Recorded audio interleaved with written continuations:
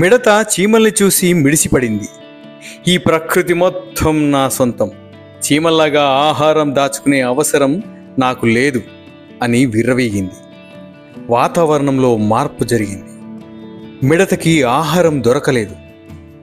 చీమలు దాచుకున్న ఆహారంతో హాయిగా ఉన్నాయి. మిడత ఆహారం కోసం చీమల్ని వేడుకుంది. కష్టపడి శ్రమించి పొదుపు చేయడం జీవులకు ఎంత అవసరమో తెలిసిందని చెంపలు వేసుకొని క్షమాపణ కోరింది. నేను నువ్వు రంగు నలుపే అయినా నా గొంతు మధురమైనది, కవులు నన్ను వర్ణిస్తూ కవిత్వం రాస్తారు అంటూ విర్రవీగింది కోకిల. ఎదురుగా ఉన్న కాకి ఏం మాట్లాడాలో తెలియక బిత్తరపోయింది. అప్పుడు ఆకాశవాణి వినిపించింది. ఓయ్ కోకిల, మీరు గూడు కట్టుకోవడం, గుడ్లు పొదగడం చేతకాక కాకి గూట్లో గుడ్లు పెడితే అమాయకపు కాకి వాటిని పొదిగి మీ పుట్టుకకి కారణమవుతుంది. అసలు కాకి లేకపోతే మీరు లేరు. ఈ ప్రకృతిలో దేని ప్రత్యేకత దానిది, కాబట్టి గొప్పది చెడ్డది అంటూ లేవు అన్నది ఆకాశవాణి. గడ్డి మొక్క నిటారుగా పెరిగింది. గాలికి హాయిగా ఊగసాగింది. దాని పక్కనే మహావృక్షం నిటారుగా ఎంతో ఎత్తుకెదిగింది. గడ్డి మొక్కను చూస్తూ, ఓహోయ్ గడ్డి మొక్క, నీవెంత ఊగినా అంతకన్నా ఎత్తుకి ఎదగలేవుగా, నన్ను చూడు ఎంత ఎదిగానో అంది గర్వంగా. ఇంతలోనే విపరీతమైన గాలి దుమారం.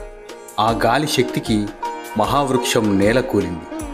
గడ్డి మొక్క దగ్గరగా పడిపోయింది. మనకన్నా శక్తివంతమైన గాలిని గౌరవించి నేను వంగి లొంగిపోయాను.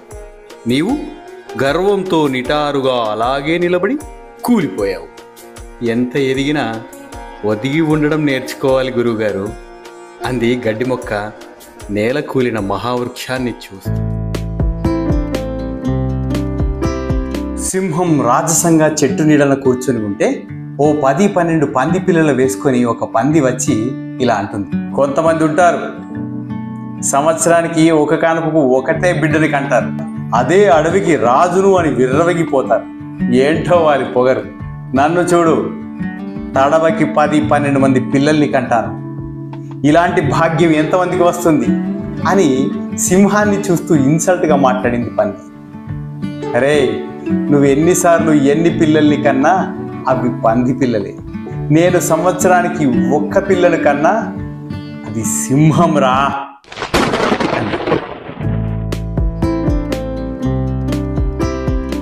ధర్మరాజు ద్రౌపదిని పాచికలాటలో ఓడిపోయినప్పుడు దుర్యోధనుడు ద్రౌపదిని సభలోకి తీసుకురమ్మని ప్రాచికామిని పంపుతాడు.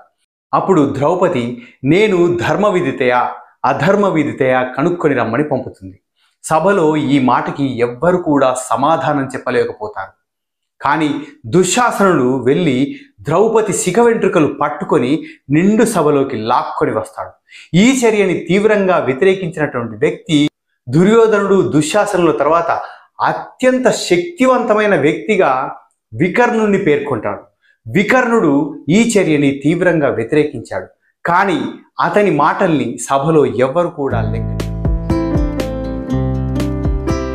ఆశ మనిషిని బ్రతికిస్తుంది, అదే ఆశ మనిషిని చంపేస్తుంది కూడా.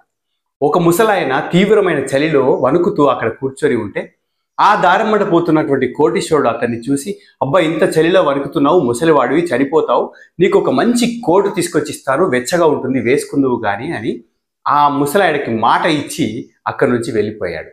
ముసలాయన, అబ్బా నాకు రేపటి నుంచి కోటు వస్తుంది, ఇన్ని రోజులుగా చలిలో వణుకుతూ కూర్చున్నాను కానీ రేపు నేను కోటు వేసుకొని వెచ్చగా ఉండొచ్చు అని ఆశతో ఎదురు చూడసాగాడు. కోటీశ్వరుడు మాట అయితే ఇచ్చాడు కానీ ఇంటికి వెళ్ళి ఆ మాట మర్చిపోయాడు. ఈ ముసలాయన, అబ్బా నాకు కోటు వస్తుంది, కోటు వస్తుంది, చలి ఎక్కువైతుంది అనుకుంటూ ఆ చలికి అలాగే చనిపోయాడు. అందుకే అంటారు, ఇచ్చిన మాట తప్పకుండా నెరవేర్చుతాను అనుకుంటేనే మాట ఇవ్వాలి, లేదంటే వదిలేయాలి. మానసిక నిపుణుని దగ్గరికి తన పిల్లవాడిని తీసుకెళ్తే ఒక మావటివాడు ఒక ఏనుగుకి పుట్టినటువంటి చిన్న పిల్లని ఏనుగు నుంచి దూరంగా ఉంచి పాలను మాడిపించాలని చెప్పి ఒక చెట్టుకు కట్టేసిండు.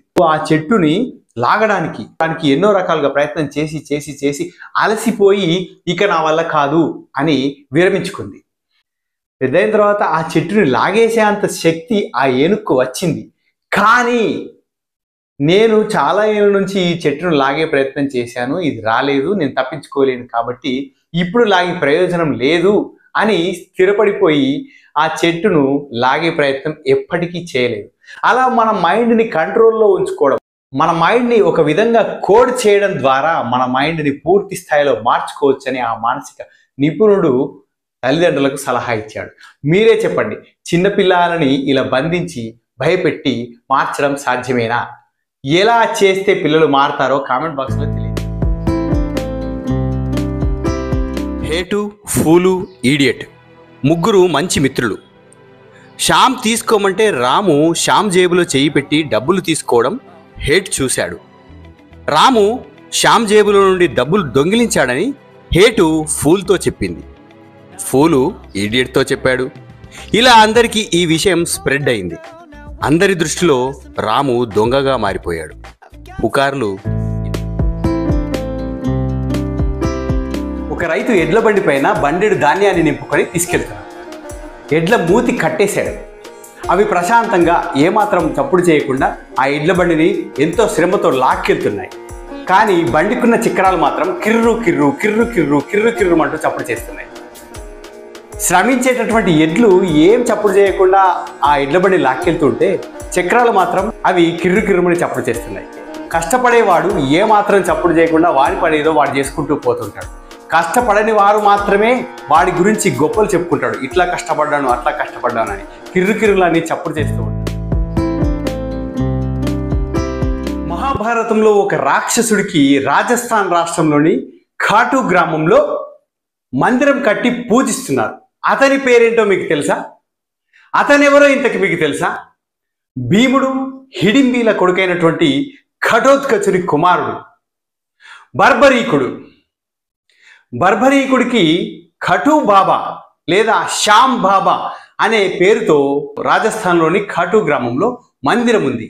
అతనెంతో శక్తిమంతుడు, కోరిన కోరికలు తీర్చే దేవుడు అని అక్కడి ప్రాంత ప్రజలు పూజిస్తారు. ఆయనని దర్శించుకోవడానికి ప్రతి సంవత్సరం 40 లక్షల మంది భక్తులు అక్కడికి వస్తారు. అమ్మా, మన రైలు ఇటు పరిగెడుతుంటే చెట్లు అటు పరిగెడుతున్నాయి. అమ్మా, ఆకాశం రైలుతో పాటే వస్తుంది. అమ్మా, నువ్వెంత అందంగా ఉన్నావమ్మా. అమ్మా, ఆకాశంలో ఎగురుతున్నాయి పక్షులంటే అవేనా అంటున్న అబ్బాయిని చూసి రైల్లో ఒక పెద్దాయన బాబుని అనుమానంగా చూస్తూ, మీ అబ్బాయిని ఏదైనా మంచి డాక్టర్కు చూపించండి అన్నాడు అబ్బాయి తల్లితో. అవసరం లేదండి, డాక్టర్ దగ్గర నుంచే వస్తున్నాం. మా అబ్బాయికి ఇదివరకు చూపు లేదు, ఆపరేషన్ చేశారు. వాడు ఈరోజే ఇవన్నీ చూస్తున్నాడు అంది బాబుని ఆప్యాయంగా నిమురుతూ. అందుకే అంటారు, ఎవరి మీదైనా వెంటనే ఒక అంచనాకి రాకూడదు. కొడుకుని దగ్గరికి పిలుచుకొని తండ్రి ఇలా అడిగాడు, కన్నా, నేను నీకోసం ఎలాంటి ఆస్తిపాస్తులు కూడబెట్టలేదు. కనీసం స్వంత ఇల్లు కూడా ఇవ్వలేకపోతున్నాను. నన్ను క్షమించరా అన్నాడు బాధాతప్త హృదయంతో. ఎందుకలా అంటావు నాన్న? మీరు నాకు అంతకన్నా ఎన్నో రెట్లు విలువైన లోకజ్ఞానాన్ని, మంచి చదువుని ఇచ్చారు కదా, ఇంకా ఎందుకు నాన్న ఆస్తిపాస్తులు అన్నాడు హుందాగా. తండ్రి కళ్ళు చెమ్మగిల్లాయి గర్వంతో.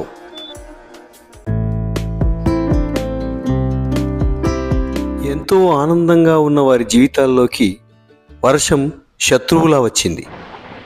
కొండ కింద ఉంది వారి ఇల్లు. కొండ చర్య విరిగిపడి ఇల్లు నేలమట్టమైంది. దిక్కులేని స్థితిలో తల్లి బిడ్డలు. ఎవరెవరో నాయకులు వారిని పరామర్శిస్తూ వెళ్తున్నారు. వారందరి మాటలు విన్న చిన్న బాబు తల్లిని ఇలా అడిగాడు, అమ్మా, కొండ కింద కట్టుకున్న మన ఇంటిని మనుషులు కూల్చేశారా లేక దేవుడా అని. అప్పుడు తల్లి నిదానంగా అద్దం తీసి చూపించింది.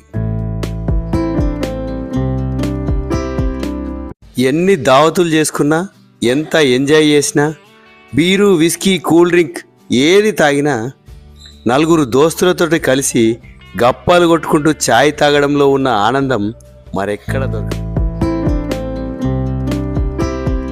అదేంటి? పిచ్చుకని చూపిస్తూ తెలియనట్టు అడిగాడు ముసలాయన. అది కూడా తెలియదా పిచ్చుక అన్నాడు మనవడు. మళ్ళీ అదే ప్రశ్న వేశాడు ముసలాయన. ఇందాకే చెప్పాను కదా పిచ్చుక అని, నన్నెందుకు విసిగిస్తున్నావు పో అన్నాడు మనవడు విసురుగా. అప్పుడు ముసలాయన అతని పాత డైరీ తెరిచి మనవడిని చదవమన్నాడు. మనవడు చదువుతున్నాడు. నా మనవడు ఈ మధ్యే ముద్దుగా మాట్లాడడం మొదలుపెట్టాడు. ఈరోజు నన్ను వాడు పిచ్చుకని చూపిస్తూ అదేంటి తాతయ్య అని 33 సార్లు అడిగాడు. వాడు అలా అడుగుతుంటే నాకు అసలు విసిగే అనిపించలేదు. ప్రతిసారి సమాధానం చెప్పాను. డైరీ చదువుతున్న మనవడికి అతని తప్పు తెలిసింది. తాతని గట్టిగా కౌగిలించుకున్నాడు. అతను పెళ్లి చూపులకు వెళ్ళాడు. అమ్మాయి లక్ష్మీదేవిలా ఉంది, నల్లగా ఉంది.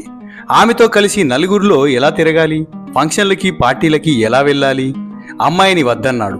తెల్లగా ఉన్న వేరే అమ్మాయిని పెళ్లి చేసుకున్నాడు. అతనికి ఓ పెద్ద కంపెనీలో ఉద్యోగం కుదిరింది. అతని బాస్ ఒక లేడీ. ఆవిడ నికార్సైన నలుపు. నిత్యం ఆవిడతో కలిసి మీటింగులు పార్టీలకు అటెండ్ అవుతున్నాడు. ఇంటికెళ్ళలేనంత తీరిక లేకుండా. ఇప్పుడు ఎలా ఇష్టమైందో నలుపు.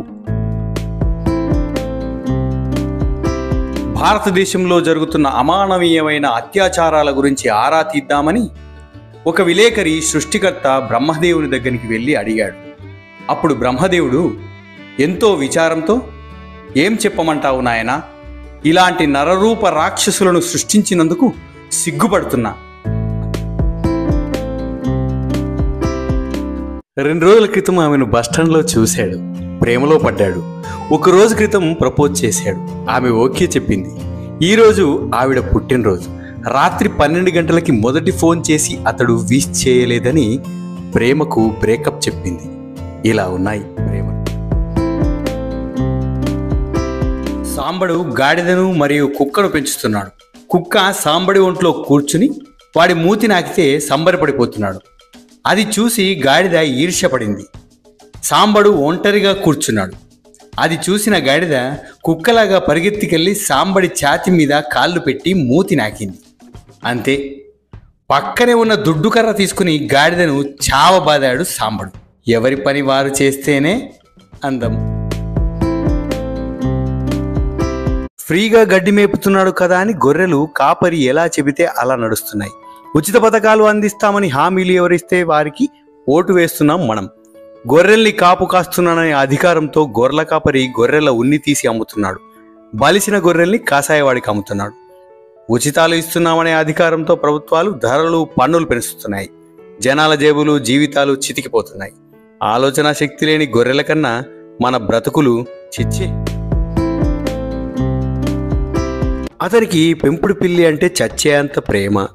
అతను చూపించే ప్రేమకి ఫిదా అయిన పిల్లి, ఇతను నా భర్త అయితే నా జీవితం చాలా సంతోషంగా ఉంటుంది అనుకున్నదే తడవుగా లక్ష్మీదేవిని బలంగా కోరుకుంది. అప్పుడు లక్ష్మీదేవి పిల్లిని అందమైన అమ్మాయిగా మార్చేసింది. ఈ అమ్మాయిని చూసి ప్రేమలో పడిపోయిన అతను అమ్మాయిని పెళ్లి చేసుకున్నాడు. వారిద్దరూ ఎంతో అన్యోన్యంగా ఉంటున్నారు. ఒకరోజు ఆ అమ్మాయికి ఎలుక కనిపించింది. అంతే, దాని వెంట పడి తరిమింది, దాన్ని చంపి తిందామని. ఆవిడ ఇప్పుడు మనిషి అన్న విషయము మర్చిపోయి. రూపం మారినంత మాత్రాన గుణం మారదు కదా.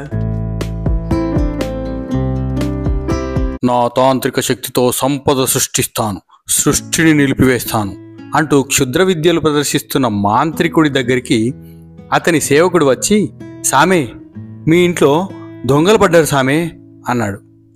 మీ ఇంట్లో దొంగలు పడకుండా నిలపలేకపోయిన మీరు సృష్టిని నిలిపేసే అంత శక్తిమంతులా సామే అంది అక్కడున్న అమ్మాయి చిన్నగా నవ్వుతూ.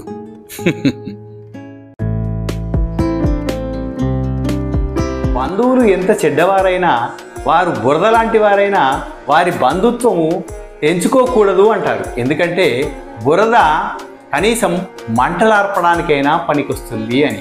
అంటే మన కష్టకాలంలో ఏదో ఒక రూపకంగా మనకు బంధువులు పనికొస్తారు అని. బర్రె అనారోగ్యం పాలై తన దగ్గర ఉన్నటువంటి గడ్డిని మాత్రమే తినగలిగే అంతటి శక్తితో అక్కడ ఉన్న గడ్డిని మాత్రమే మేస్తూ పాపం గడ్డి మీద నడుస్తుంది. పరామర్శించడానికి వచ్చినటువంటి తన బంధువులు అక్కడ చుట్టుపక్కల ఉన్న గడ్డి మొత్తం మేసేసి పాపం చేతగాకుండా పడిపోయి ఉన్న ఈ బర్రెకి మాత్రం గడ్డి లేకుండా చేసింది. ఇలాంటి బంధువులు కానీ ఉంటే బ్రతుకు తెరువే కష్టమవుతుంది. జెండా ఎగరేశారు. రొమ్ము విరుచుకొని భారత్ మాతాకి జై అని నినదించి కాగితాలు చింపి గాల్లో ఎగరేశారు. మిఠాయిలు పంచుకున్నారు. ఎవరి మానాన వారు వెళ్ళిపోయారు. అంతా చెత్తా చెదారం జెండగద్దె దగ్గర. అది నచ్చని పిల్లలు అంతా కలిసి చెత్తనంతా శుభ్రం చేశారు.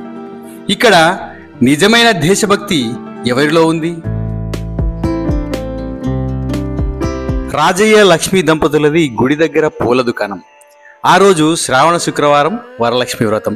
వారి దుకాణం పూలు కొనుక్కోవడానికి వచ్చిపోయే వారితో కిటకిటలాడుతుంది. వీళ్ళలాగా వరలక్ష్మి వ్రతం చేసుకునే భాగ్యం మనకెప్పుడో కదండి అంది లక్ష్మి. వ్రతం చేసుకునే వారందరికీ పూలమ్ముతున్నాం, వారందరితో పాటు మనం కూడా పూజ చేసినట్టే లక్ష్మి అన్నాడు రాజయ్య. లక్ష్మి నవ్వింది వరలక్ష్మిలాగా. వేమన పద్యం, ఉప్పు కప్పు రంబు పద్యం పిల్లలకు నేర్పిస్తుంది టీచర్. పురుషులందు పుణ్య పురుషులు వేరయ్య. పిల్లల్లో నుండి ఒక అమ్మాయి లేచి పురుషులందు దుర్మార్గపు పురుషులు వేరయ్య అంది గట్టిగా. పద్యం తప్పుగా చదివినందుకు విద్యార్థిని టీచర్ కొట్టలేదు. ఎందుకంటే అది నిజమే కాబట్టి. ఆడవారిపై అత్యాచార ఘటనల ప్రభావం ఇది.